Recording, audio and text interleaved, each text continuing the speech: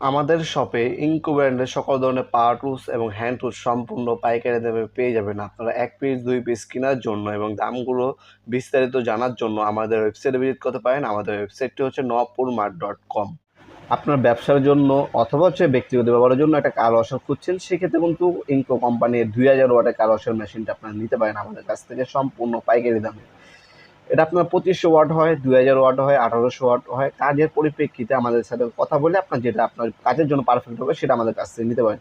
গ্যারেজের জন্য নিতে পারেন, ব্যক্তিগত বাইক বা গাড়ি ধোয়ার ক্ষেত্রেও নিতে পারেন।